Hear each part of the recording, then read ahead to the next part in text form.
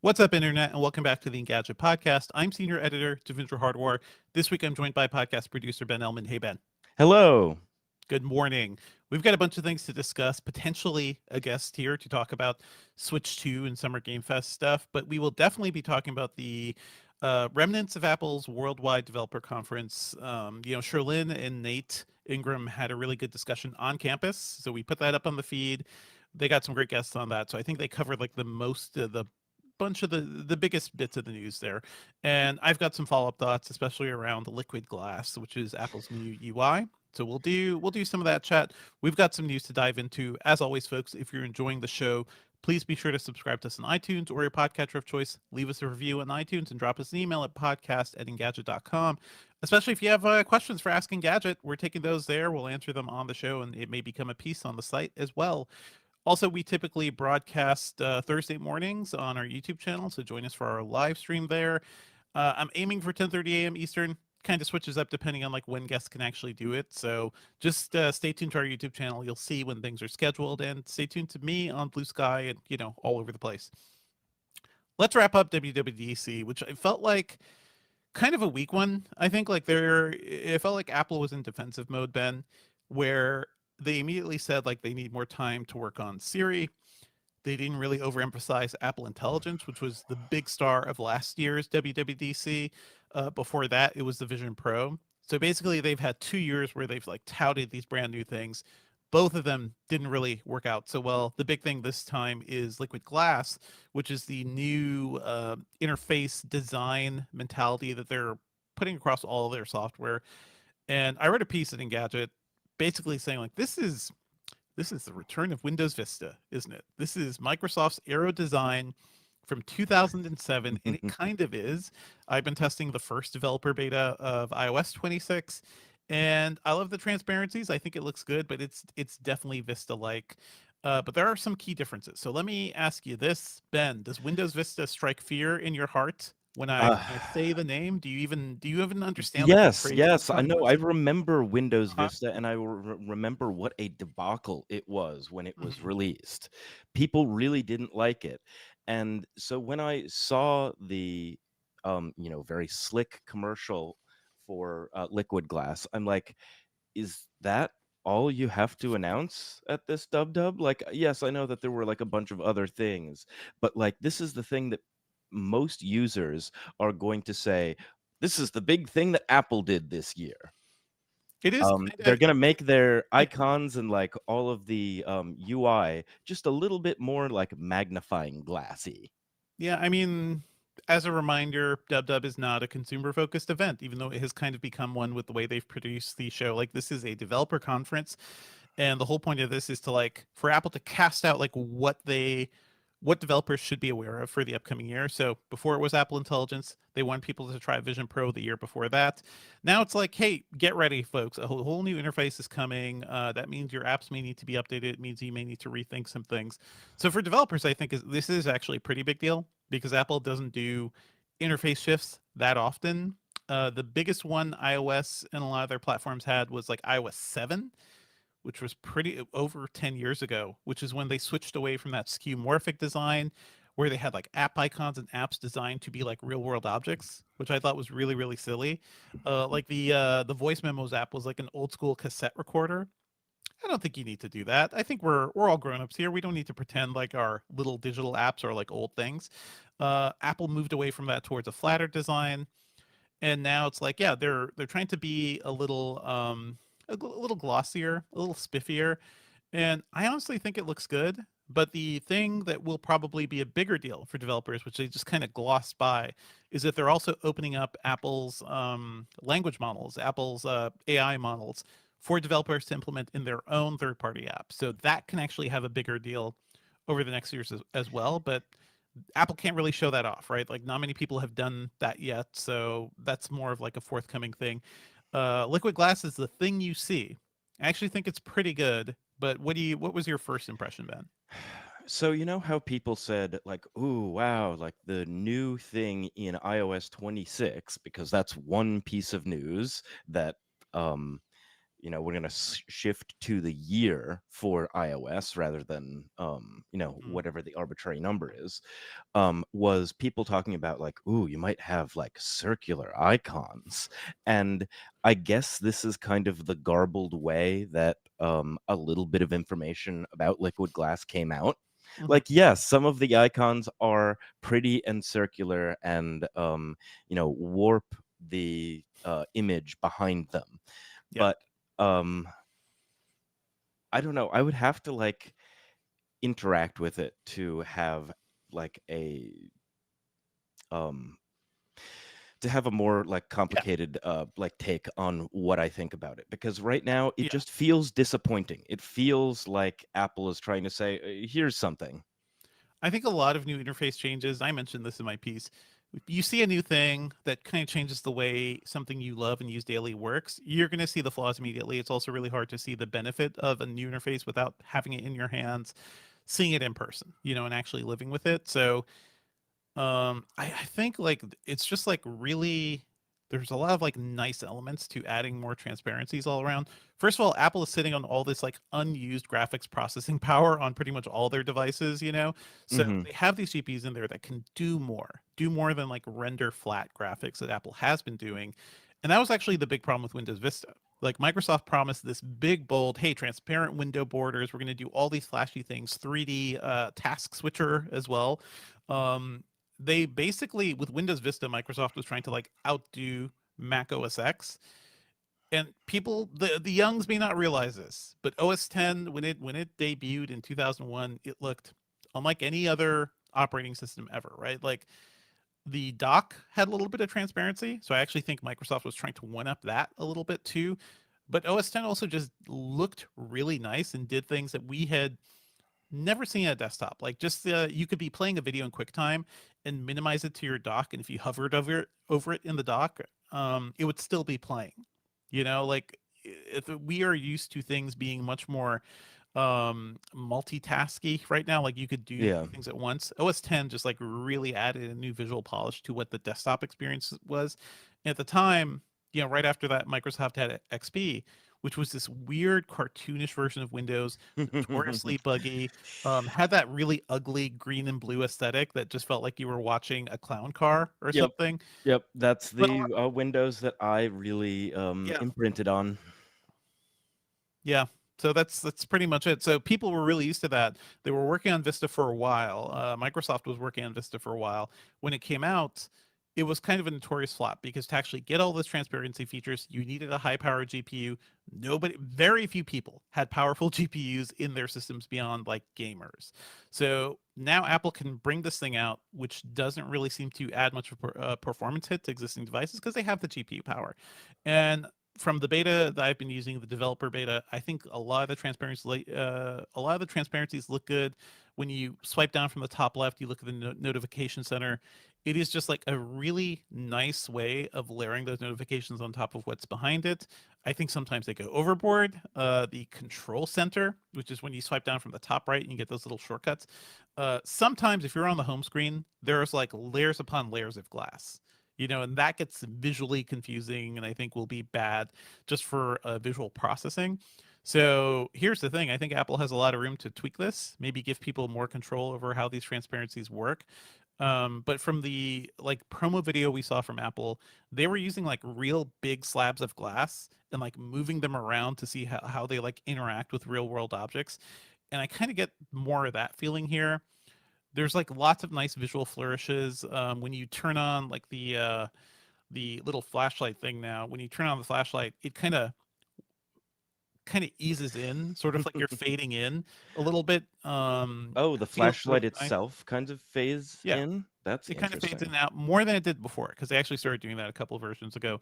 The new Safari, which is redesigned to take advantage of liquid glass, has this like full screen view. It has a full screen view that is really nice. So as you scroll down, the title bar kind of just go it kind of shrinks down and also becomes semi-transparent so you can still see behind it. It just makes better use of your overall screen real estate too. So we're seeing apps kind of updated around the idea visual of liquid glass. The Photos app has a lot of this. They really simplified the camera app. There's going to be a lot of adjusting for this, but I think overall it looks good. I'm a sucker for transparencies. I think that's what it comes down to. Was there anything else from WWDC that really struck your fancy, Ben? I don't know if you were paying attention to everything. I mean, it's so, but it's funny. Like, Hmm. yes, we talked about it in the special podcast that you should go listen to, Yep. recorded at Apple Park. But you were talking about how the iPhones have so much GPU capacity. And now when people think GPU capacity, they think like AI functionality. And still, It depends. like, It depends because now Apple has they have the neural engine, which is a whole separate processing unit because you don't want to be pushing your GPU for AI stuff. You want to have your GPU work or your AI work being done on these low power NPUs, which are not draining battery life. What they use GPUs for is training AI models, and you're not doing that on your phone. That is something Apple's doing in their data centers. Like that's something OpenAI and other people are doing in big server farms. You're not going to be running many AI models or building them right on your iPhone. The MPU is going to be doing that sort of work on a desktop or a laptop. Sure, if you want to train your own models, then yes, then you could be using GPU power for that. That's sort of like raw horsepower versus I don't know how to think about it. Like a hot rod versus like a Segway, right? Or something. Just like a nice, easy way of gliding through a task without like using up too much energy. The NPUs allow for that too. So it's interesting. It's interesting where we are because the functions of these devices are kind of changing because the hardware is changing and because we have unspent GPU power. We have these NPUs that can do a lot of background tasks too. Just like a whole bunch of different things. Beyond that, like I don't know if they talked about macOS Tahoe, specifically yeah, macOS yeah. I was Tahoe going to bring 26. that up, and Yeah. I was going to bring up the computerification of Hmm. iPads, Nice. because we have been talking about this for the last like couple of WWDCs, that were like the division between an iPad, a tablet for, or like the difference between a tablet and any of like Mac OS computer is getting blurrier and blurrier. Hmm. Like, we've got the M series chips in the iPads now. There's very little that an iPad can do that a like Mac OS computer, full blown, like, let's say a Mac Mini, can do that a iPad can't. Give me a second. I'm testing Jess. Ah,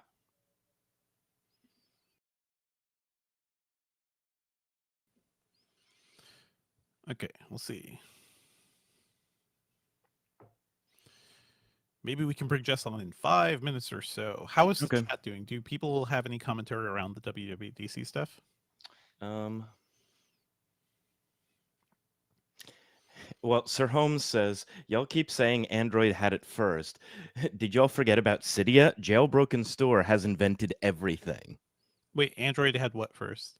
Uh, Android has had like the design language first. It's had Cydia didn't add. Cydia was a really cool thing that added a lot of features, but often Cydia was bringing over features that were just in Android. Like Cydia existed to bring Android features to iPhone for a long while too. That's not a win for Apple. It's a um uh, sign that Apple, yeah, but for the continuity of the episode, we were talking yes, about like Mac OS and how iPads have gotten yes. really, really capable. So let's continue with that. Let me mention that Jess will join in 5 minutes, and then we will Okay. just Sure. ease into game stuff. Okay. Sure. Hmm. Yeah, that's a good point, Ben. I feel like people were asking about making iPad OS a lot more Mac-like for a long while. And so essentially what you could do now, you can use turn apps into small windows that you move around on a desktop and you can resize and rearrange. And Mm-hmm. wow, what a concept. Yeah. What a concept. It's something that it felt like Apple was resisting for a very long time on iPad OS. They've had Stage Manager was the thing that debuted there first. That was a way to like juggle easily juggle multiple apps at once, but not really show them on the screen easily. And I think this is a good change. Like I feel like for the longest time I've been thinking maybe I should get an iPad Air and just have that be like a mini typing computer. I'll get the typing case for it. That'll be a thing I could tote around, do a little work wherever I am. Right now that's probably more like the Surface 12-inch for me. Um, but this makes the iPad a lot more usable, and yeah, a lot more Mac like. Will we have a traditional desktop in a Mac desktop and laptop 10 years from now, or will it be more like this? Probably will be more like this. Yeah, I mean, that's Yeah. the entire idea of having these M series chips, isn't it? I I mean, the idea is that they just, hey, they can make these things and they're incredibly powerful, and look how far ahead they are of Intel and AMD. One thing I do want to point out that Apple brought to macOS Tahoe 26, which is the full name and a very silly name. And Yeah. yes, they are changing all the version numbers to correlate to like the upcoming year. So these are like car models where you'll debut it one year, but it'll refer to the year coming up. They made the Spotlight search bar incredibly powerful. That is like one of those deeply nerdy things where backend would be like, Yeah. oh, that's I could do a lot there, because now the search will automatically, it gives you a lot of filters, but they're also adding these like shortcuts into it so you can have like text triggers to perform tasks really quickly. It's sort of like a super powered command line is what they're doing here. Yeah. I was about to say that. I can see a certain level of nerd just being really into that, but also I can see how being that's your first step to also towards like a command line that is a voice prompt that is Siri powered in a few years too. And it's just like, Siri, hey, do stuff for me. I could also easily see like where how that is gonna get us into that whole situation. So not many changes happening in macOS Tahoe 26, but iPadOS 26 is interesting, especially since those are coming. Those changes are coming down to the base level iPad as well. Hmm. Um, all this, like all of that, I think is useful. iOS 26, from what I've seen, is pretty nice. So I'm looking forward to all of those aspects of what's coming up. And yeah, we'll have more details on this. We'll be previewing the various developer and public beta previews of all of Apple software.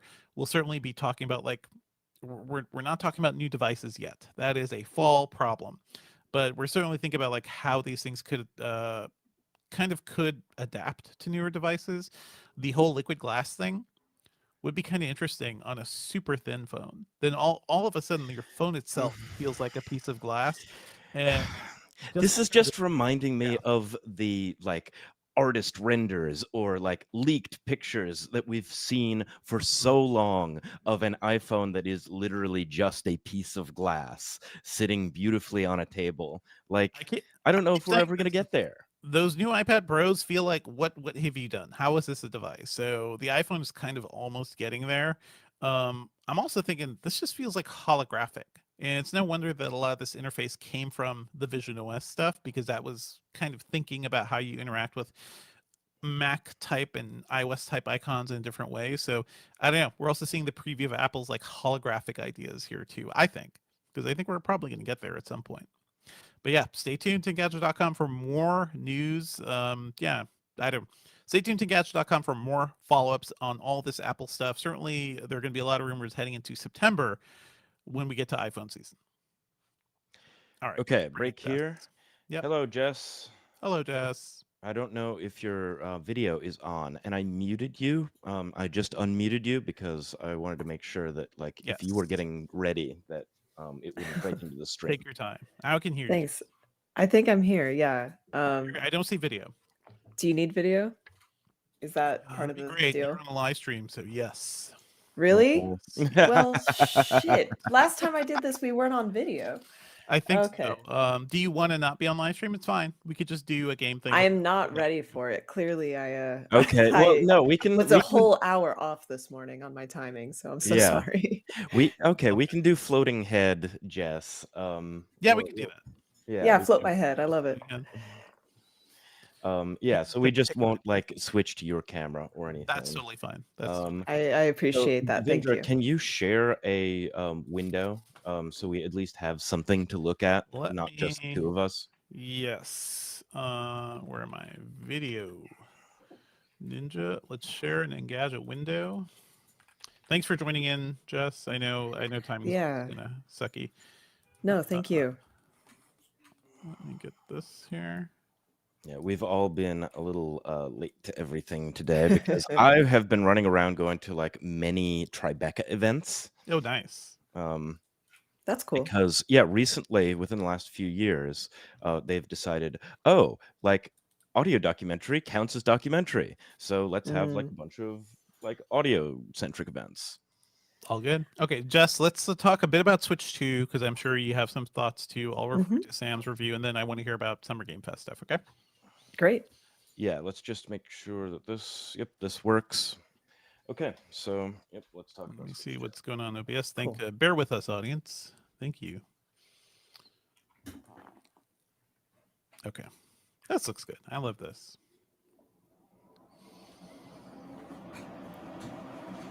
Ooh, what happened there? It's turning off. Full track. It's off. Hmm. Okay. It is. If you need AC, I don't want you to die. We can always like noise cancel that, but leave that running in the background. That's all. Mhm. Yeah. Okay. Good to go, Ben. Yep. All right. So I will introduce you, Jess, and just let's pretend this is our first segment. Okay. Great. Chat. This is how the sausage is made. So just Yep. stay tuned for a little bit. Sometimes people arrive whenever they arrive, and we just have to pretend like everything went okay.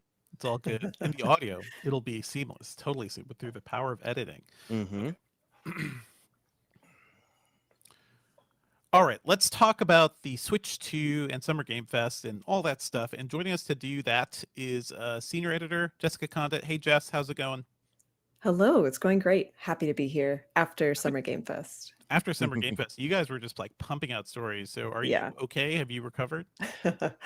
I'm still writing. I'm still publishing. So yeah, don't turn off the tab yet. We still have a lot coming. There's always so much coming. Like it is wild. I heard So people take hang on, everybody, games just to make sure, Jess, you're recording on your side, right? Oh, Ben, of course. Yes. Yeah. Well, it's good that Why? we didn't get 5 minutes into it. That's all good. No, you're totally See, right. I'm this so is sorry. truly how the sausage is This made, is everybody. actually. No, thank you. This is why you're here. Let me Yeah, do that. WX Romer says in the chat, Ben will make it perfect after post. Yes, because I Listen have to to the audio. remember Yeah. to remind that's people to what- record and everything. all that. Up, fun up. stuff. Yes, and I am recording for sure. Okay. But we did not Want me get to that restate wonderful the bit of question? banter. Oh, Yeah, that's do you- fine. We can That's redo it. totally fine. Do you want to just follow up on that question, Jess, or should I ask you again? I could just start talking about Go ahead. Summer Game Fest. Yeah, hey, Summer Game Fest was wild, and we are still publishing stories from it. So it's definitely like not over on my end. But the weekend is done. I'm out of LA, and yeah, back at home with my Switch. With your Switch 2, With it my is wild Switch 'cause 2. I've heard a lot of people. We're taking a lot of briefings on games that will be embargoed for the next few weeks. So I feel Yep. like that is like the premier E3 experience a little bit too. Like we don't have E3 anymore. We have this thing which is going to Jeff Keighley's Summer Game Fest. His announcements and everything, but also Microsoft and Sony are hosting events around that. Does it feel really different from E3 for you? Oh yeah. This is so I wrote a thing. I do a weekly video game Mhm. like roundup column and I just kind of have thoughts there. And so yeah, I talked about like I went to almost 10 E3s, like 7 E3s, a lot of E3s. Nice. And Summer Game Fest is a very different vibe. It's very much more my speed. E3 by the end of it was a a huge overblown, Mhm. overinflated, like corporatized, just trade show. And it was Mhm. not very illuminating in terms of what I think drives the industry, the kinds of games that I want to play. The AAA machine, it has its purpose, but it isn't all that this industry has. It's not what I'm interested in, Mhm. personally. So Summer Game Fest is very much it's smaller, which helps, but there's also a focus on kind of inviting in more players, more game makers, more styles of games, smaller publishers. Mhm. The industry is also full of indie and mid-sized publishers now. So there's a space for these people to shine. It still costs money to participate in this show, so we're not getting like the super small games. There are thousands of incredibly small games that don't have the budget to do shows like this. But Summer Game Fest is a better effort than E3 in Mhm. terms of the amount of different types of experiences you can see. So that's really cool. It feels like more like a celebration of games, this is like from the name rather than Right. the industry event, right? It's sort of like the difference Right. between CES and I don't know. We actually don't have something that is equivalent to Summer Game Fest for the Like a technology, fun one. like a Yeah, fun you guys, one. you Yeah, don't have a fun one. we don't have. I mean, listen, E3 used to be part of CES, so that's why those things just felt so tightly related, right? Uh, Well, and the ESA who put on E3 back in the day, they're actually moving to, they're doing a separate show in Las Vegas this next year. So they're Uh, kind of trying to revive the E3 brand in Vegas, which is very funny considering the shows start as part of CES back in the day. So, mm, Back in the day, I think it's actually starting in Atlanta. One of those. Like oh, there's a really? Chicago show. That's fair. There was That's an fair. Atlanta CES too, and I think E3 was in Atlanta at some point. Wow. So that would make my life a lot easier because I could just hop over to that. Any highlights for you, Jess? Because there were so many games, I kind of lost track after a certain point. We also got new hardware. Microsoft Hmm. actually showed off the ROG Xbox Ally thing, which just looks like the Asus ROG with an Xbox button and some PCs to there. Take your pick. Where do you want to start? Yeah, the hardware was cool. I know a lot of people were excited about that, but for me, that was a little more expected. Mm, We expect Xbox at this point to do a handheld. It would be very silly if they didn't. And the fact that it's an ally, that makes a lot of sense to me. mhm. But personally, I didn't really have a ton of like huge news, like breaking news headlines, that really caught my eye during the show. The Resident Evil Requiem reveal was obviously Yes. pretty awesome. Everyone's very stoked on that, including me. And we're gonna have, I think we have a preview of that live today or soon. Okay. So be looking out for that. But I liked Sword of the Sea. This is the game that I played that has really kind of piqued my interest. And this is from the artist behind Journey back in the day, Matt Nava. So I talked with him and played his new game. And he talked about like kind of running from the aesthetic of Journey over the past decade. He's been making games and he's been trying to not make a game that looks like Journey. But finally, he's just saying, this is the game I want to make. This is what's in me. I'm going to make an orange game again. So he did. And it really, I played it and it's like, it's one of those games that like can really suck you out of whatever world you're in and it Mhm. puts you in the game world. And it's just, even on the busy show floor, I had a really good time playing that. So, Love the Sword of aesthetic the Sea. here. Yeah. You can also see it's like from the person who brought you Journey, like very similar there. What was the game from the Hyperlight Drifter guy that was also 3D? This feels similar to that too, right? Yeah, yeah. Well, there was Hyperlight Breaker, and now Yeah. there's like Sable, but that had more of a kind of cell shaded aesthetic. But yeah, there are a few games kind of like this. This is very, it's like you're surfing on a sword Mhm, through the mhm. desert. But it feels like skateboarding. Like this game feels like an action game, but it's also very peaceful. It's a really cool Yeah. mix.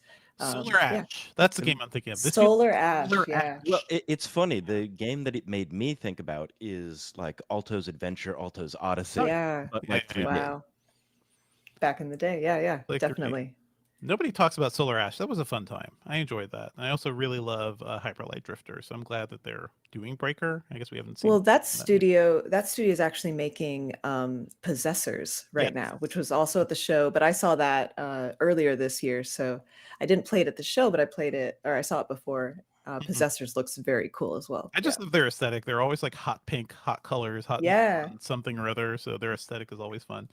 Cool, cool. So, Jess, do you have anything to say about mouse PI for hire?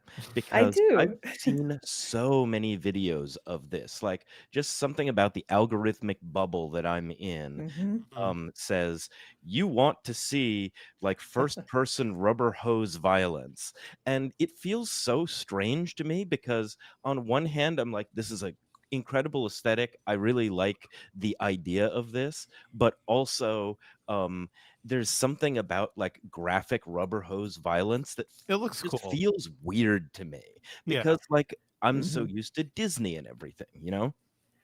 Yeah, and I think that's exactly what they're playing with here. So, okay, I have like a journey with mouse where when this game was announced like 2 years ago, I think it was 2023. It was like a very early trailer with like placeholder art and like grid, it's in a grid Yeah. developer level very early.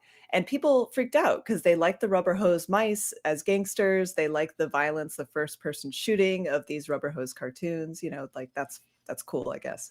But I wasn't really into it, right? And it's been like 2 years of getting little drips and drabs about this game. And I didn't get it until I sat down with the developers at Summer Game Fest and they Mhm. walked me through a level. And Mouse is like surprisingly deep.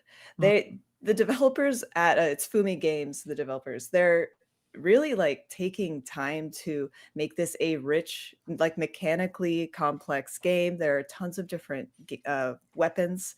Like there's a freeze ray, there's a Yeah. or a was it a turpentine gun that like strips all the enemies of their paint and turns Oh, them into geez. skeletons. Is Um, and then there's like, yeah, a huge story, and there's Troy Baker as the lead character, like full voice acting. of course, of And course. yeah, there's a detective aspect where you go back to your headquarters and you're piecing the puzzle together like an actual detective game.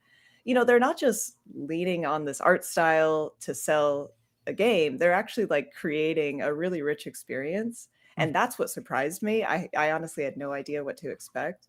But And it I'm is like pretty super smart. into it.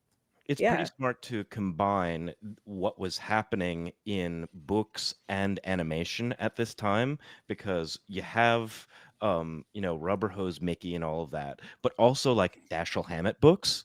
Mhm. Mm, So yeah. like the idea of the hard-boiled gumshoe is happening in this same time frame. Yeah. Hmm.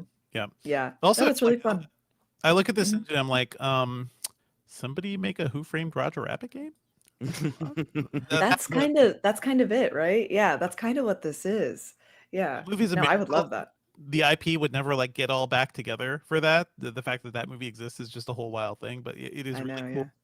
yeah. What was the 2D game that also leaned on old style animation? Are you The talking platform about Oh, Cuphead? Cuphead. Cuphead, which we after Cuphead was released, people talked about like, oh, you're just really bad at playing Cuphead. Poor Dean Takahashi, my Oh former my colleague, gosh, I was know. like I making fun know. of us for that. But it also feels like we just stopped talking about Cuphead in a certain way. That game is hard. I think like the animation is actually too busy to make that a fun game, but it is cool to see more studios kind of like leaning on getting us some of these old stymie animation back. Yeah. Yeah, it's just cool to see a different approach. Like even though we know what this rubber hose style looks like, it's Mhm. very, yeah, it's very mousy. And I asked the developers, I was like, okay, why mice though? And they were just like, no, it's just the rubber hose style. You can make them really stiff, you can make them really floppy, and that Yeah. gives you a lot of like play with being funny or having some action. And yeah, I totally understand it. It feels Mhm. like they're playing with fire, though. Like, I'm surprised that they haven't gotten cease and desist Hey, already. isn't that all like free reign now? Didn't Yeah, it's the all free reign. copyright expire? Yeah. And also, multiple studios like were doing this kind of style of animation, so like Disney can't just own this one thing. Exactly. That's Yeah. the whole thing. What I Yeah. like is like we're looking at the models, and they all look like they're basically like you could see the plane shift when you walk around them, so they still look 2D. It's not like they're Right. cheating with cell shading, which is what I think a lot of games do now. Like Street Fighter does it, the Dragon Ball, like every game does it, where it's just like you're pretending it's a cell shaded 3D figure is a sprite or a 2D plane, and that's not true. Right. That's a lie. These look like they're actually 2D and they're switching as you move around. That's fun. Yeah, truly, like when you can like climb up on the rafters, and Mhm. when they played, and I watched while they talked and stuff, and when they looked down on the characters, they were 2D. They were flat, like, like paper in this like 3D Yeah, world. So yeah, that, it's definitely 2D. that's fun. That's fun. That Yeah. reminds me of like old PlayStation 1 games did that a lot. Final Fantasy Tactics, one of my favorite, when you pan the camera around, Yeah. it's just switching the sprite because they're all 2D sprites. That's cool. Any other highlights for you, Jess? Because we could just talk about Switch 2 as well. Let's see. I mean, the Outer Like, Worlds 2 release date, that was yeah. cool. I actually want to call out this one game, Hmm. Relooted. So this was during Day of the Devs, I believe, which there were Hmm. so many streams with like so many games. So if you can find, like, we have a list of all the streams that went down. If you want to spend a nice afternoon just watching a bunch of game streams and new game announcements, Day of the Devs, Wholesome Games, Women Led Games, Frosty Games, like all the streams, they're great. Mhm. But the one that I liked was Relooted. So this is from the studio Nyamacop, and they're from South Africa. They're one of South Africa's, or one of Sub-Saharan Africa's largest indie studios, period. Mhm. They made Semblance back in the day, which was a really cool platformer. And now they're making this game that's about rescuing African artifacts from the Western Yes. colonizers that stole them. Yeah. Like, yeah, all the So it's museums like and that. yeah, It's like that scene in Enter the Spider-Verse where yes, the Indian Spider-Man is saying, like all of our artifacts went to the British Museum. Yeah. Or Black Panther exactly. 1. Yeah. Yeah. Exactly. And it's like not even a joke. There's like a million artifacts in British and Western museums that do not Mhm. belong to them. So this game is about taking them back. Yeah, and it looks really cool where you plan your heist through these different environments and then you execute it. So it's a little Mhm. bit strategy and then you action, your way through it. And I trust Nyamacop to make a good game. It looks really fun. And I just want to also like put some good news out there about this game because I think there's going to be some pushback against it, and I just want to put the good vibes out there. Good vibes are great. Yeah, Good I vibes are great. understand. Let me describe this game too. It looks like a 2D platformer, but like in the style of like Prince of Persia. But you're also Yeah, a doing little like bit. treads and It's like stuff. you're Yeah. breaking through 3D environments in a 2D plane. Mhm. And yeah, then it's like fully voice acted with these wonderful characters. Seems to have a good sense of humor.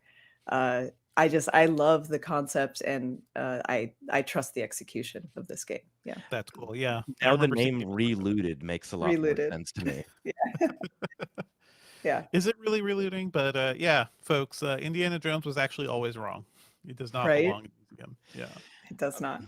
Jess, I'm not sure if you have anything to say about it, but I'm looking forward to Big Walk by House House, Oh Mhm. yeah. because of how much I loved Untitled Goose Game, and it like also seems like there are so few couch co-op games being made now, that I am like keeping a particular eye on the good Mhm. ones. Another one I'm really excited about is I think it's called Sheep Herds, like exclamation point.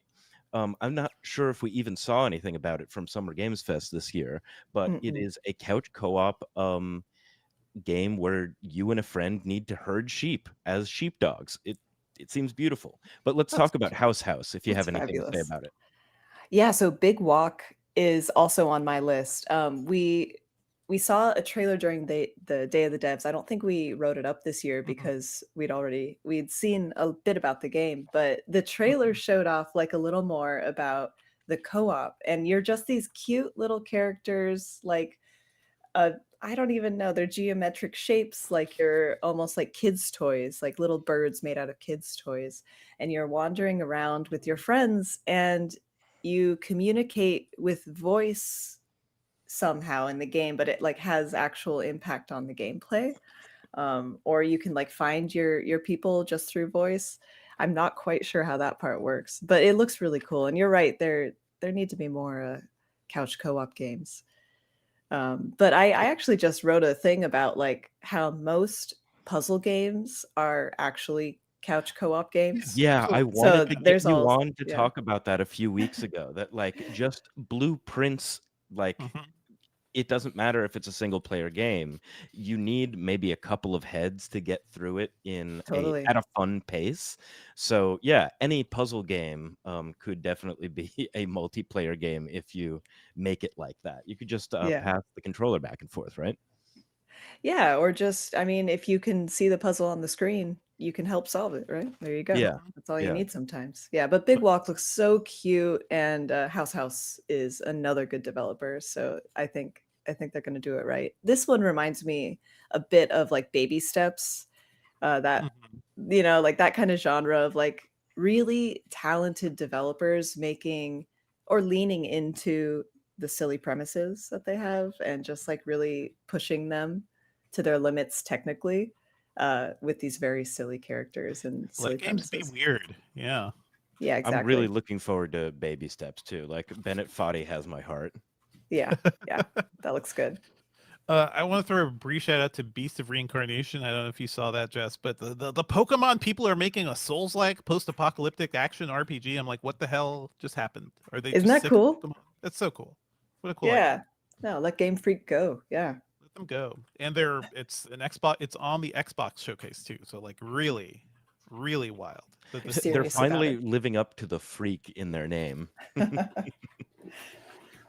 I almost wonder it's like a little Princess Mononoke like too. I almost wonder if people are sick of these types of games. I don't know, or are we just like have an unending appetite for Souls likes at this point? Well, I mean, Yeah. there are so many, but they do seem to find an audience every time. Mhm. So I guess if there are enough people buying these different games, maybe they'll buy this one and not that one. But like, there's enough Yeah. out there to keep it rolling.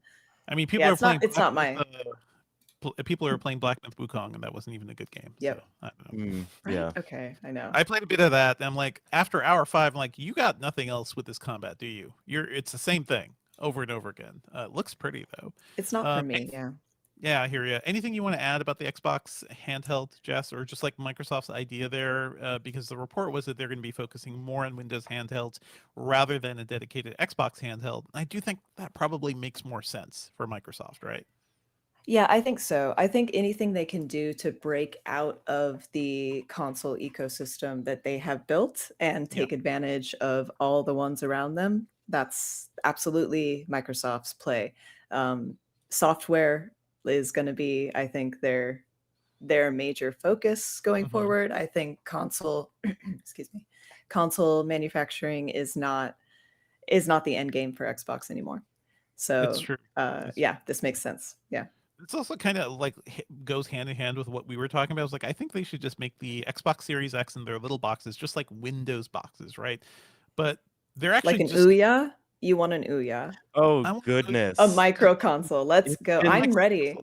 Listen, the I can't Xbox Series believe X, they're more expensive now, oh, but that was.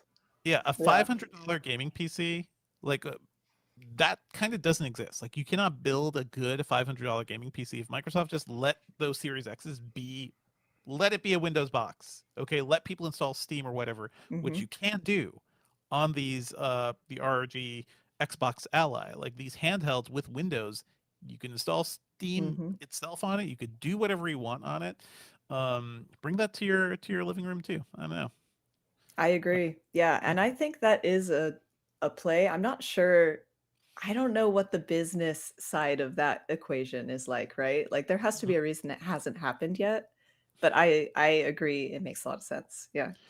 It will probably take work because basically that would involve like putting a lot of people on, hey, put Windows on this Xbox that requires horsepower or manpower and also Q&A and all that sort of thing. But Hmm. yeah, I don't think anybody wants like another Xbox console that sits under your TV, but make it a PC thing and let it be. You could be under your TV, could be under a monitor. It's just a Windows box. How about Hmm. that? Yeah, Definitely. Yeah. awesome. So While we're yeah, talking about yeah. handhelds, While we're let's talk talking about about handhelds, I do want to have your thoughts, Jess, on the Switch 2 and your feelings about that. We've got Sam Rutherford's review of the console up on the site. He gave it a score of 93. Loves the Oof. screen, polished design, magnetic Joy-Cons. I love the magnetic Joy-Cons. Hmm. The base storage, the better performance. Cons, he thinks battery life could be better. That's true. The dock needs more USB-C ports. It's more expensive and no VRR when connected to a TV. Your thoughts, Jess, on this thing? Okay, so I took my Switch to Summer Game Fest because it Mhm. arrived the day I left. So Your I Switch just took 2. it. Switch 2. Yes, Sorry. took the Sorry, I Switch have to 2. be Yeah, clear. you're Yeah. right. You're right. Now I've already transitioned. This is just the That's your Switch. only Okay. Switch But now. Yeah. Switch 2, I took with me. So I played it a little bit, on the road and a little bit at home.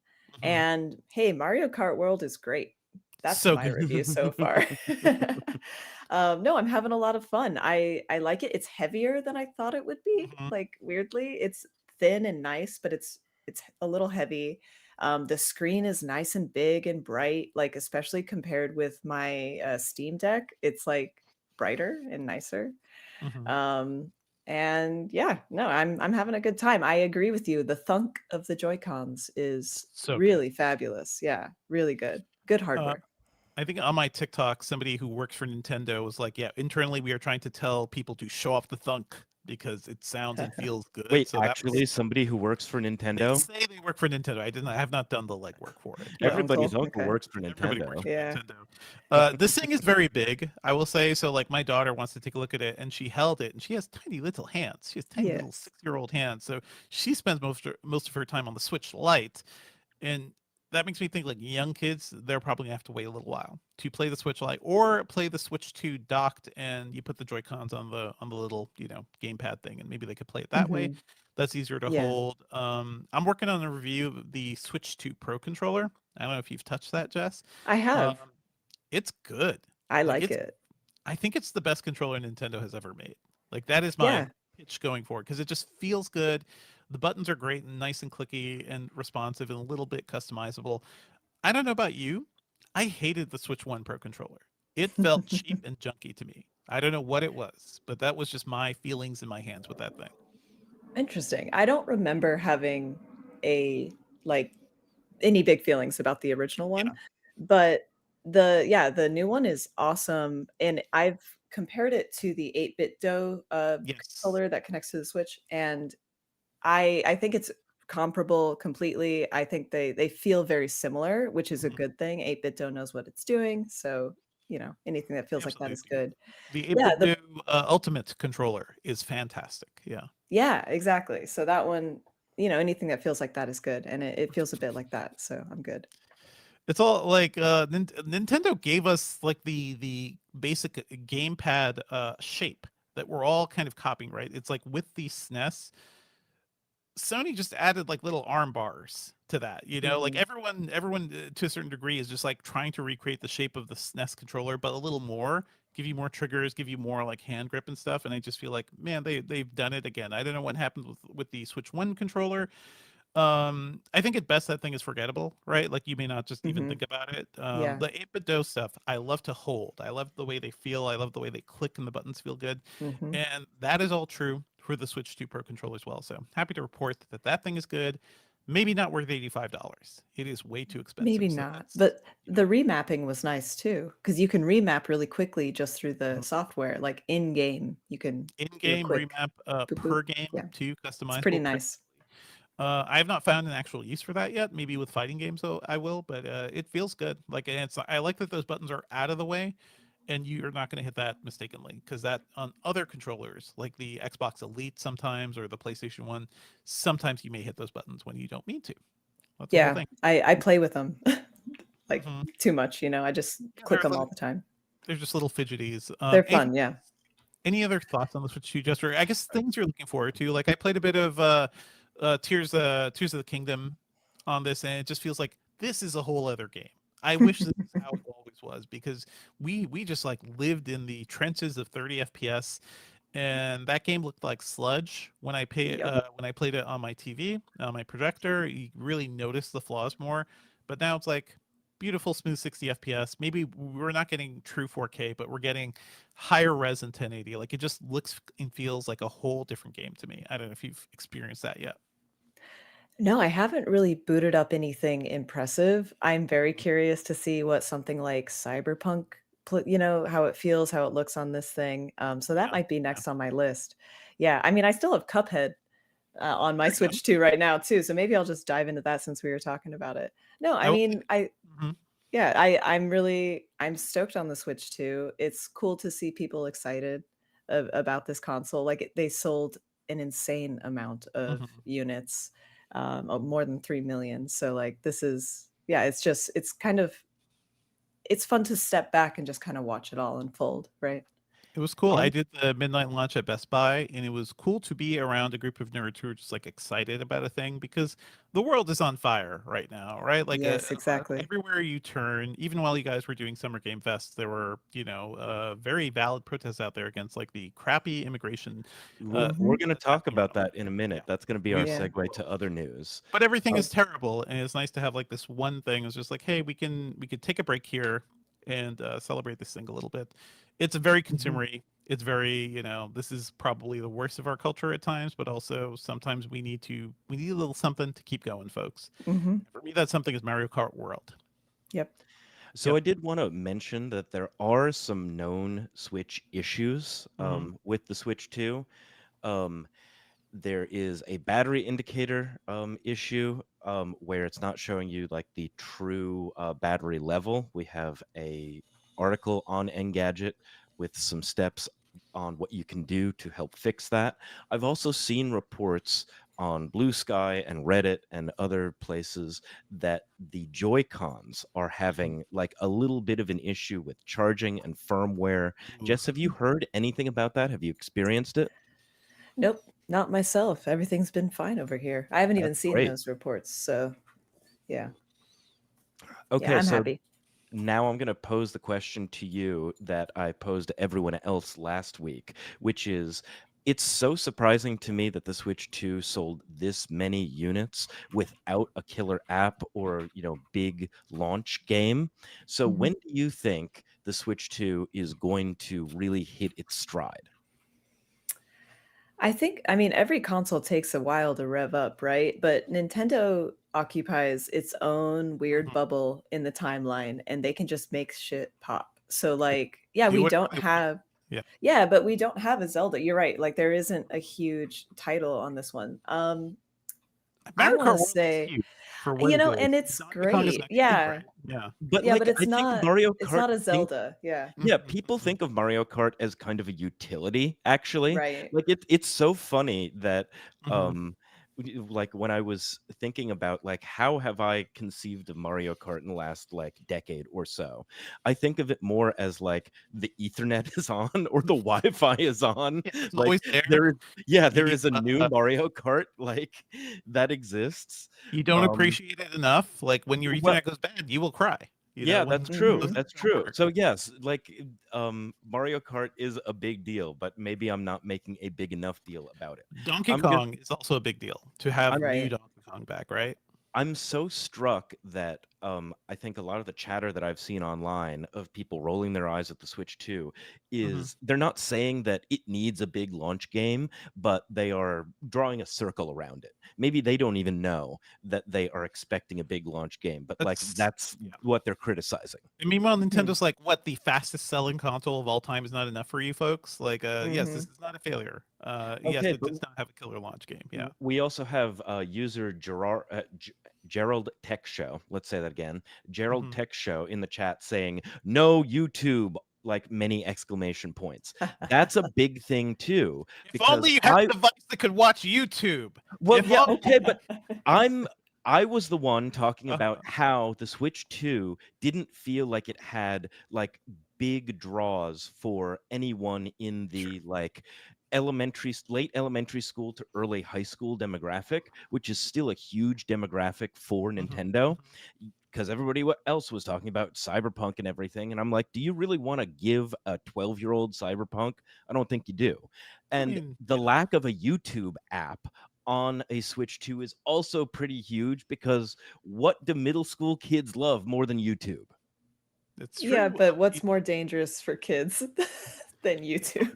Maybe Okay, it's a good so thing. Yeah. are you going to No, give a I am kid not. No, I cyberpunk think we over need a YouTube? no, we need a YouTube app. I agree. I agree. I'm not I think, arguing against that. I think more dangerous is like the Nintendo eShop. Like, have you seen all the hentai and ecchi games there? Like, Yeah. that thing is a wild, and it's one of the top selling games. Is like a hentai girlfriend game. Yeah. I'm just trying to look for what else is new on the Switch I too. know. Well, I mean, yeah, but on okay, that in sidebar, that quick vein, sidebar. I am looking forward to date everything, but I am a legal adult. Yes, yes. yeah, that actually looks cool. No, Hmm. like in that vein, there are a ton of indie games, and like Hmm. Nintendo has finally gotten smaller games on its storefront. They've built out that storefront in a modern way with indie games. So like there's always something for someone. Like we're good here. Yeah. Yeah, I think Awesome. the thing that I'm expecting is some moment where something comes out and it sells a bunch of Switch 2s like all at once after launch day. And I don't know when that's going to come up because, if I dig a little bit deeper on that Mhm. feeling, I'm remembering back to the beginning of COVID lockdown. when you couldn't get a Switch at all because Mhm. everybody was they Animal rediscovered Crossing. video Animal games Crossing. all at once Everybody because was we were on trying to Animal figure Crossing. out something to do. Yeah. Animal Crossing came out right before the pandemic, like Mhm. Well, really yeah, hit and the game, so. that was like a killer app. That was like a game that sells a lot of consoles on its own, you know? I will say this is kind of a weird console. First of all, Ben, this thing will hit whenever Nintendo decides to use its power to give us a new Mario or give us a new Zelda, Mhm. right? Like Yeah. it's all Nintendo. Nintendo is God, and Nintendo will command when the sales jump. But also, I I'm think a looking lot of people forward are to going a to Super Mario rediscover. Odyssey 2 or Yeah. whatever.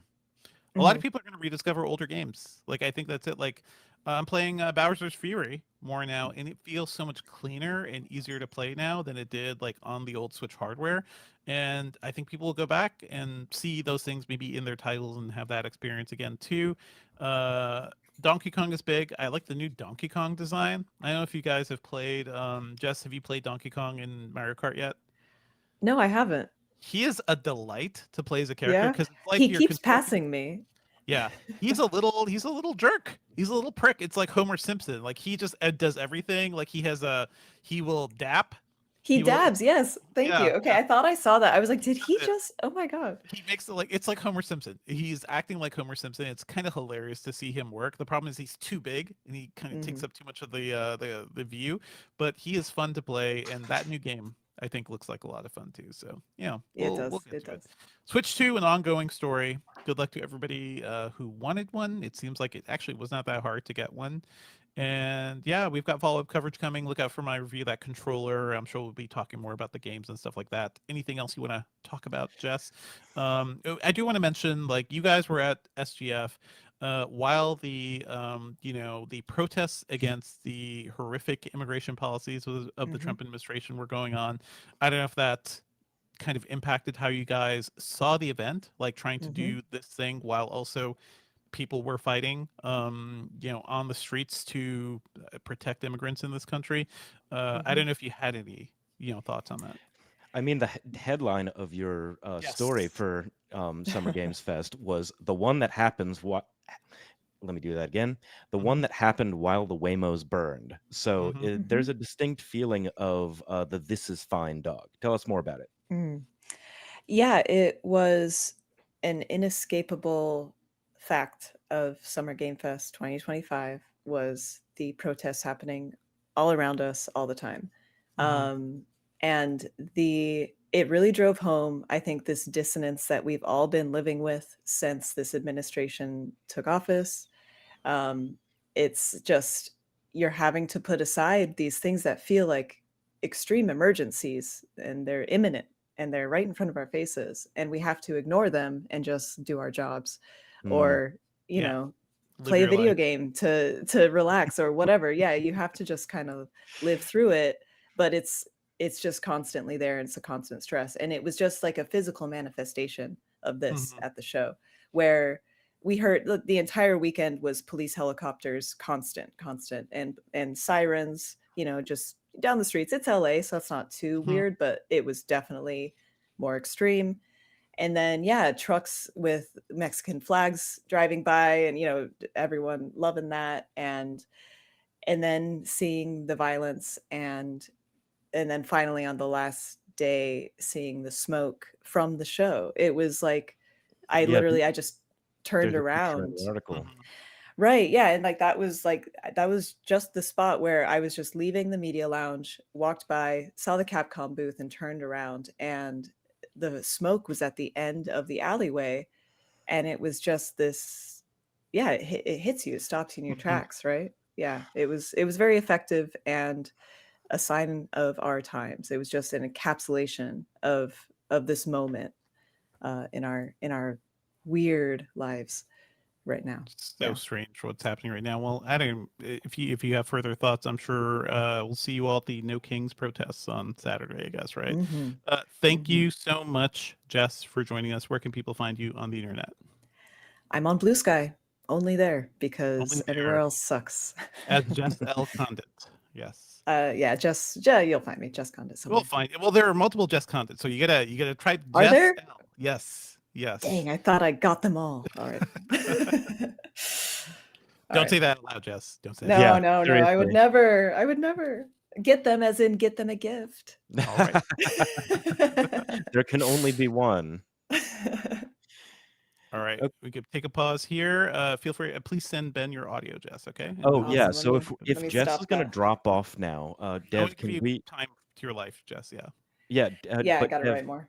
can Mhm. we redo a show intro and a Yep. segment intro just so we have like everything possible? Because I don't want to ask Jess to redo anything after this. Yeah, Yeah, I think thanks. the segment intro is good. It works with what we did. Well, but we didn't. I'll Uh, redo the intro, so we yeah, don't let's have to yeah go let's through do the show intro again. it. Okay. Because then we're introing Jess twice. Do you see? Oh yeah, that's true. That's true. Yeah. Okay. So it's. I think we're fine. Yeah. I'll redo the intro, Jess. I think you can drop. You're good. I'm gonna stop my recording. Thank All right. you. Well, thank you guys. Have a good Thank you day. so much. Yeah. Yeah. Sorry Thank about you. the timing and No, confusion. sorry. My Yeah. bad. All right. Bye. All right, Hi. bye. All right. Let's go right into news, and we'll do the intro at the end. Yep. Okay? And I'm gonna be real fast on this because we don't. Yep. We just need to like talk about other things too. Mhm. All right, let's move on to some other news, and related to what Jess was talking about. 444 Media reported that the government was flying Predator drones over the LA protests to surveil the crowds and everything. Don't think those were weapon equipped, but not a great sight. Not something you want to hear. Just in terms of how the administration is like kind of stamping down on these protests, escalating things some more. Predator UAVs deployed over the U.S. That seems like a scary time for us. It seems like something we don't want to be happening. We don't want to This see is happen. one of the first times that we know Yes. about that Yes. Predator drones have observed things happening inside the US. Yep. And that's all I have to say about Testing. that right now. Yeah. The lineup of news you provided, Ben, just really paints a picture of like how insane the world is right now. Because the other story we want to briefly mention is Meta says it's spending a ton of money on an AI super intelligence team, which is sort of like saying, and when all these companies do this, when OpenAI does this and Google and everybody, when you talk about AI super intelligence, which is just beyond AGI, the idea of artificial general intelligence, they want to create God. Essentially, like that's It's kind of what it it's is. bizarre. I mean, It's so especially insane. because both of us have been reading or Mhm, listening to the Empire of AI audiobook. Like it now that I'm halfway through this book, I'm like, wow, this is just such marketing. Like mhm. anytime you talk about AI superintelligence, anytime any um of these CEOs. I mean, Sam Altman published a blog post on the OpenAI website talking about a gentle singularity this past week. Like, just any situation where they're like, oh my Uh, God, you guys, this is like such a huge, like, genre defining, like, apocalyptic technology that we're working on. Like, you guys better be ready. Like, any time that they're saying you should be at least a little bit scared is also marketing. It's crazy. all marketing, and also like the idea of what they're actually proposing is something that seems insane and impossible, right? There is nothing that we see right now says that we can even make AGI a thing. And the idea, it is sort of like, oh yeah, we're just going to throw all this AI tech together and hope we create this super intelligence. But they're approaching it with this sort of like religious fervor because they are just hoping this is a thing. They don't like have a roadmap to it. They don't have like a game plan or code to it. They're like, well, we're gonna keep algorithming, and maybe the algorithming will get good. Like we're gonna build these models, we're gonna scale these models. Meta has essentially bought Scale AI, and they've tapped the founder of that startup, Alexander Wang, to kind of like lead up this super intelligence thing. But whenever you hear super intelligence, folks, like think about it like when religious folks talk about the end times, or sort of like something like that. Something that is not like scientifically proven or predicted, but they are kind of working towards making it happen. And the scary thing about superintelligence and all these AI companies that they want this to make money off of it. They want to be in charge of this thing to make money and be super powerful. Like that's all it is. So I don't know if this is we're seeing like the beginnings of like how future corporations will work, like if any of this stuff is actually possible. But to me, it feels weirdly religious and gross. So And I mean, they say in Empire of AI yeah. that as Ilya Sutskever left academia and Hmm. went to industry, that most of the people who are academics were saying, hey guys, AGI is like so far off, so far on the horizon, we can't even see it. Hmm. And anyone who says that AGI is even possible with the current capabilities Hmm. is trying to sell you something. Yeah. And at least at the very beginning of OpenAI's life, um, Sutskever had feet in two worlds. He was trying to keep his academic credibility because he was such a hotshot academic before he moved over to Google, um, but also like becoming kind of a business person and like seeing how great like making these bold pronouncements can be. And yeah, so it's just really confusing. The Scale AI acquisition was a soft acquisition. I Hmm. think that's kind of interesting. Like it's 49% of the company. What does it really matter that technically Scale AI is still its own unit? It matters for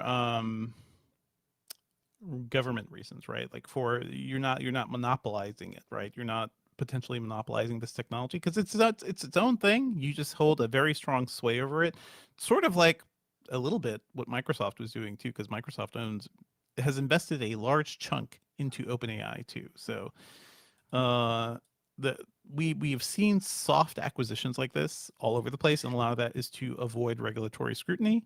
Mm, So like you haven't acquired a company, you just bought almost half of it and have brought over most of their staff. yeah. So stuff like that has been happening over and over again. um yeah.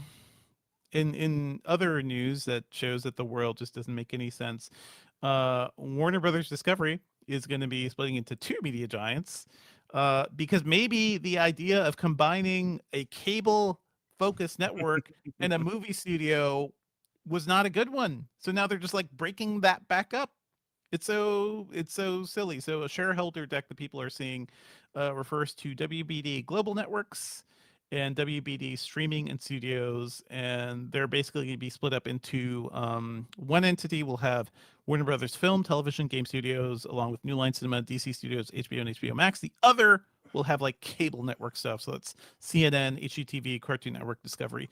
Essentially what they were before they merged into Warner Brothers Well, yeah, Discovery. but now it's Yeah, under the same umbrella.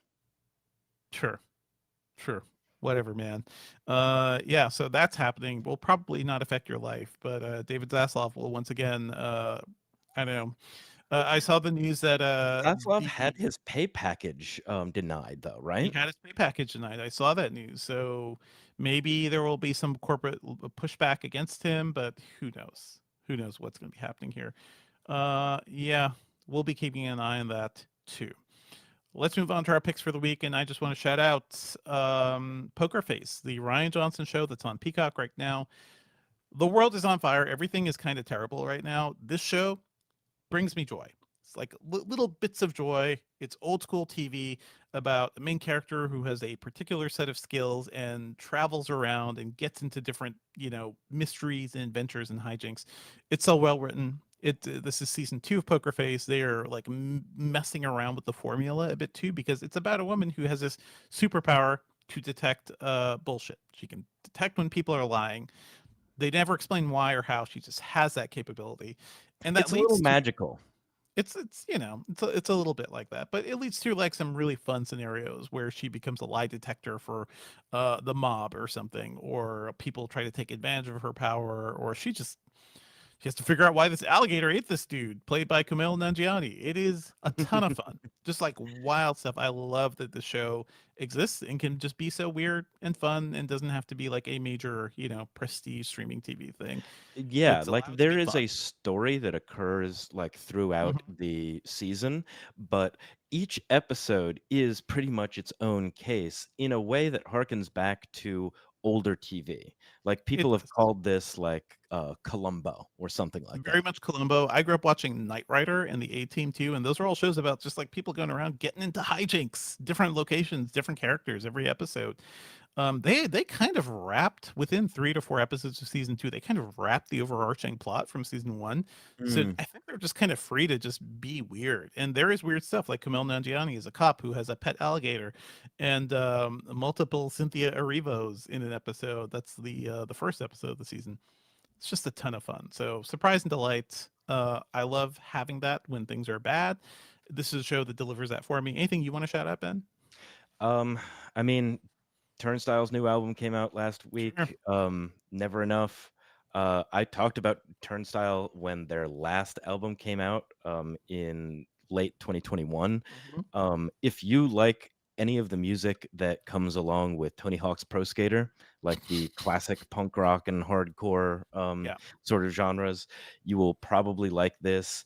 I would be really surprised if anyone is finding out about the band Turnstile from this podcast, just because they have been so huge over the last like 6 or 8 months, Hmm. to the point where Charlie XCX had a little banner on her backdrop in during her show at Coachella, where she's Hmm. like, maybe it's not Brat Summer anymore. It's, a bunch of directors, a bunch of bands. And so there was a little flash of Turnstile Summer.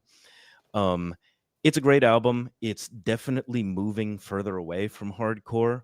And some people have some feelings about that, of course. But also, if you're into movies, because we're talking a little bit about like visual media, you can go see this in theaters. The Never Enough visual album is also like a pretty great companion to that. So that's what I spent all of last weekend doing. I went to the show, like album release show on Thursday night. Album came out on Friday. Went to see the movie on Saturday, and it's all good. So if you want to go check that out, definitely do. But hardcore ain't for everybody. Oh, that's all true. But yeah, they sound cool. I've heard a bit of them, Ben. So thank you again for shouting them out. Yep. And I think we can wrap. Yep, You want me to do it, or are you gonna do I'll the do ending? the outro. Okay. And that's it for the show this week. Our theme music is by game composer Dale North. Our outro music is by our former managing editor, Terrence O'Brien. The podcast is produced by me, Ben Ellman. You can find Devindra online at At Devindra on Blue Sky and talking about movies and TV at the Filmcast at thefilmcast.com. If you need me, I'm at Hey Billman on Blue Sky. Email us at podcast@engadget.com. Leave us a review on iTunes, because I promise you that actually helps us reach new listeners. And you can subscribe on anything that gets podcasts. That includes Spotify. Thanks, folks. We're out. Let me redo that intro and we could talk a bit to the chat. Okay. Okay. So do that again. What's up, Internet, and welcome back to the Engadget podcast. I'm Senior Editor Devindra Hardwar. Joining me this morning is podcast producer Ben Ellman. Hey, Ben. Hello.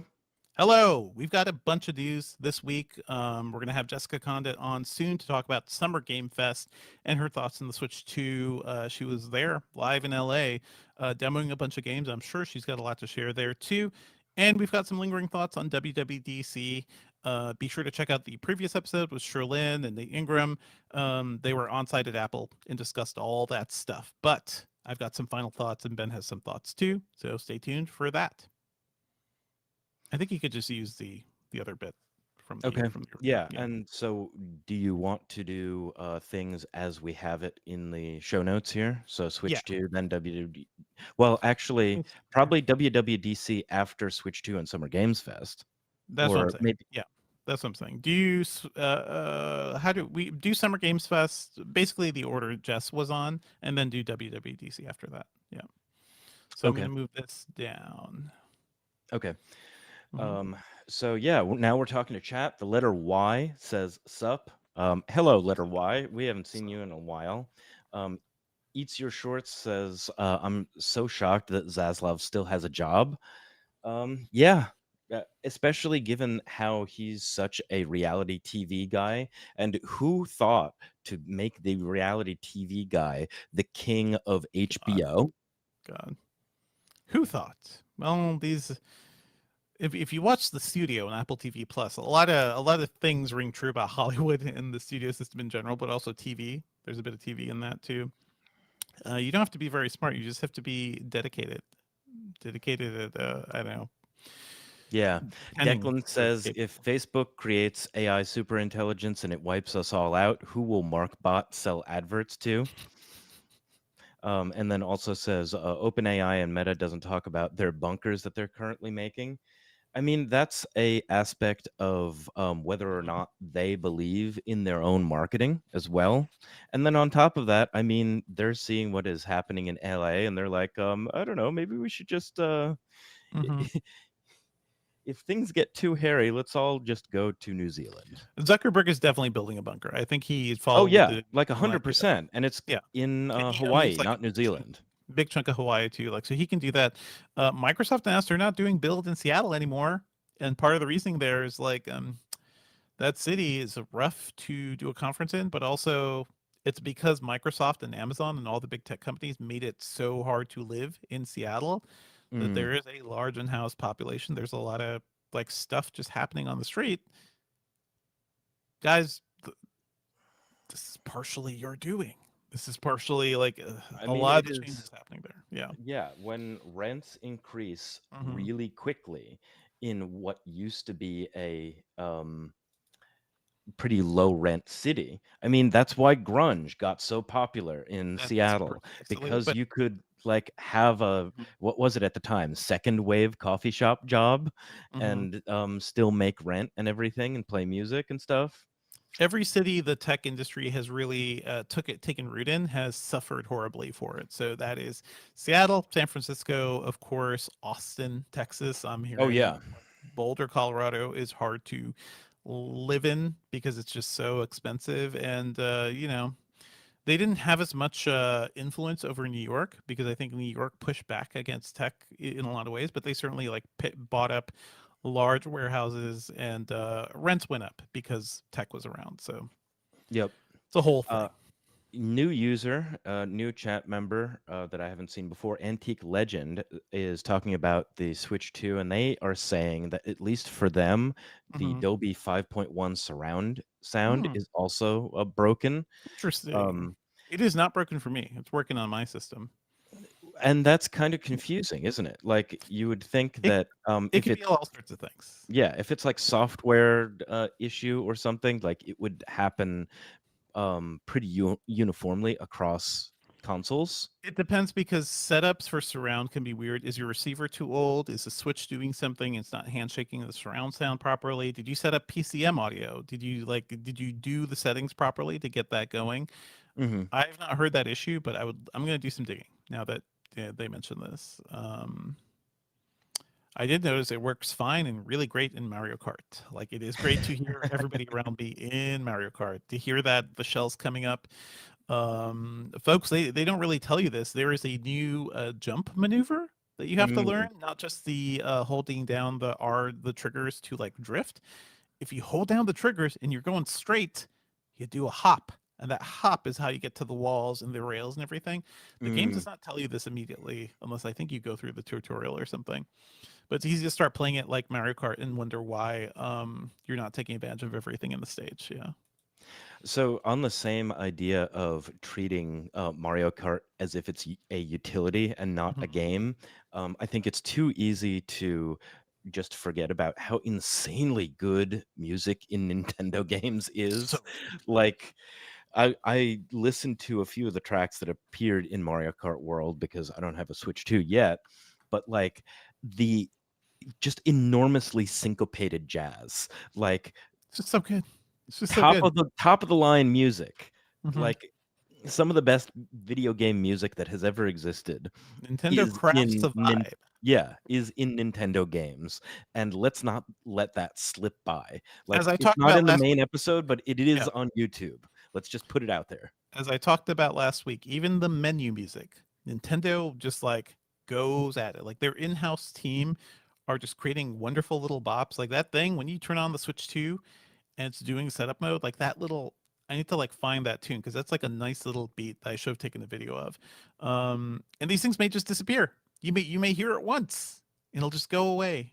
And Nintendo just has all this like creative talent that's spread out throughout all of its various departments. I mean, I'm wondering how much beautiful music is in that Switch 2 demo that you still have to pay for, that not many people are going to experience, because why the That's hell are you paying for the Switch why are 2 you paying for demo? it. It's $10. I can see. I've seen multiple arguments. Right? Are we pro developer labor? Are we pro like a lot? This thing is not just a simple demo. Like, are we pro like making sure we compensate people for their work? Okay, I guess it It's depends the on whole whether or thing. not It's the whole thing. like this It's was the whole thing. developed in-house by Nintendo, or if it was subcontracted. Like, I guess Oh, it it's would make very much a more. Nintendo. Like this is an internal baby. Okay, So so put it as a line item under launch yeah, costs then. yeah. Like, don't make us pay for it. I was about to say that it would make so much more sense if it was some kind of subcontracted situation Hmm. where maybe the reason that they're making you pay $10 is because there's some kind of profit sharing legal agreement, so on and so on. Like, It you could be can that.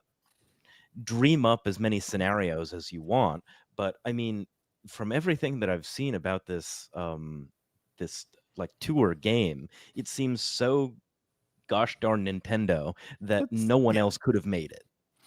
Yeah. I feel like every console, I'm not going to excuse what Nintendo does here, but there are multiple reasons for it. I think every console launch is a discussion in terms of like, what do you give and what do you hold back on to keep a price point, right? Like, people are like, why didn't they just launch with OLED at the beginning? Do you want a $600 plus Nintendo console? Like, OLED is much more expensive right now, and it is Mm, easier to deploy this thing and also have a pretty good looking screen with that technology. So I think like the decision to go with LCD isn't necessarily nefarious. It's just like, this is the best tech to keep this thing under $500 too. So I wonder, there was certainly probably a discussion about that. I think the fact that the Mario Kart bundle is a huge discount off of buying the game separately, because it's $80 on its own right, or it's essentially $50 if you get the bundle. hmm. That was a discussion too. Like, Yeah, what was their breaking point, basically? Yeah. yeah. But that game Okay. does, the tour game does have some nice little bops in it. I can confirm. Yeah, yeah. So maybe eventually it will become free and people will be able to like hear that also, because I mean, what if they put like the Wii shop music or something behind a paywall? Mm. Like, it's so silly that we're talking about this. I think we're done for We're done. Thank you, today. chat. Thanks Yeah, for joining thank you us. everybody for bearing with us. We This ended up being a good episode. I'm happy It that was fun. it ended up That's great. being a good episode. So thank you to Declan, WX Romer, Eats Your Shorts, the letter Y. Who else do we have here? Gerald Tech Show, Zeter, um, Wes Jackson, um, definitely said Kevin Says before, but I'll say it again. The Mhm. Benevolent D. Only saw them once. Benevolent D, I hope you're still watching, because finally you got a shout out. Sir Holmes, that I haven't seen in a while. Niklas, um, the Moon. Um, what I can only imagine is Japanese characters, and I cannot read that. Hello, Mhm. Japanese characters. Um, Looks like hiragana. Yeah, yeah. Hello. yeah, and hi to Professor Panda Bear, Turbine with a 1, all of that stuff. Thanks Thanks to Jeff everybody Conditt. for watching. Thanks Yeah, everybody. and thanks to Jess. So OBS by Devindra, camera switching and stuff by me. Thank you everybody, and we'll see you next week. See you folks. Thanks again.